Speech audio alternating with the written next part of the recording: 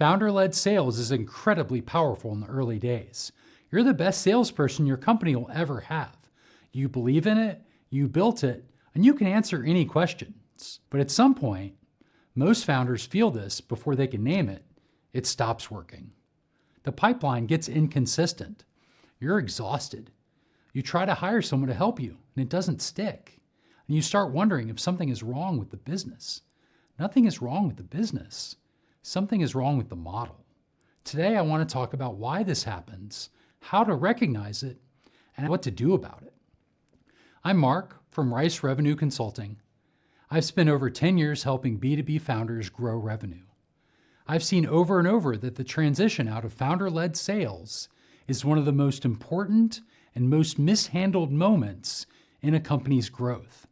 But first, let's talk about whether this is actually happening to you right now. There are 5 signs that will actually tell me when a founder has hit the wall. See how many of these land. Sign 1. You're closing most of the deals yourself, and you're exhausted. Not just busy, exhausted. The kind of tired you are when you're simultaneously the CEO, the product lead, the customer success team, and somehow the only one that can close a sales deal. You can't remember the last time you had a week where sales wasn't the thing keeping you up at night. Sign 2, revenue is inconsistent because everything depends on your time and your energy. Good months happen when you've had bandwidth to sell. Bad months happen when you don't. Your pipeline literally reflects your calendar. And that's a dangerous way to run a business. You can't forecast, you can't plan, you can't grow with confidence. Sign 3, you've tried hiring reps, but they haven't stuck. And you're skeptical that anyone can actually do what you do. Here's what I want you to hear on that one. It probably wasn't the rep.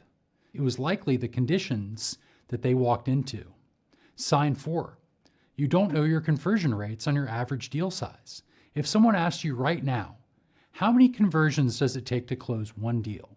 Could you answer it? If the honest answer is, I don't know, it depends, that's a sign. You're selling, but you're not measuring. What you can't measure, you can't hand off. Sign 5, growth is stalling, not because of product, but because of pipeline. Your customers love what you've built. Retention is solid, the product is working, but the new revenue is stuck. The ceiling isn't your market, it's your personal bandwidth, and you know it. If 2 or more of those things hit home, you're at the transition point, and that's actually a good sign. It means you've built something real enough to outgrow yourself.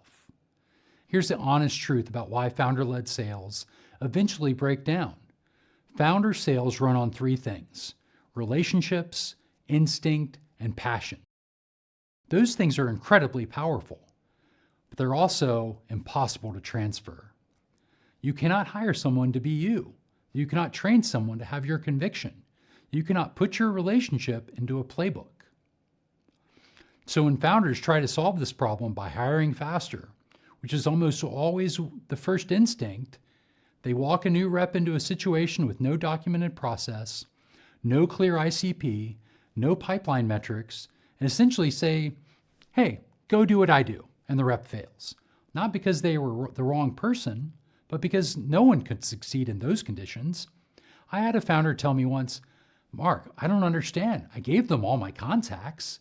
That was the whole plan. Hand over a contact list and hope? The real problem. The answer to founder-led sales is not a person, it's a process, and then a person. Most founders get that order backwards. Hiring into chaos just creates expensive chaos. Founders who make this transition successfully all did the same thing. They slowed down long enough to document what was actually working, while they were the ones doing it. And that's the window most founders miss. You're still closing deals. You still have all the knowledge that's fresh. That is the exact moment to capture it. Wait until after you've hired and that window closes. Then you're asking for a rep to build a plane while flying it. So what does doing this actually look like in practice? Step 1 is documentation. While you're still selling, write down how you find a lead, what you say in the first outreach, what you ask in discovery, how you handle the top 3 objectives you hear, and how you close. This does not need to be polished, it just needs to exist. Step 2 is building a system around your natural selling motion, not around some textbook sales methodology you read about, but what works for you may be different than what works for another founder in another industry. Start with what's actually producing results and formalize that. Step 3 is bringing someone into the system. Not to invent one, but into an existing system. That's a completely different hire than most founders make. You're not looking for a maverick to figure it out on their own. You're looking for someone who can take a clear process and execute it consistently. But they need something to run. Build the system first, then find the person to run it. If you recognize yourself in any of those 5 signs, you're not broken, you're not behind, you're at the transition point. That's exactly one of the most exciting places to be as a founder, because it means you've built something real enough to need a better engine.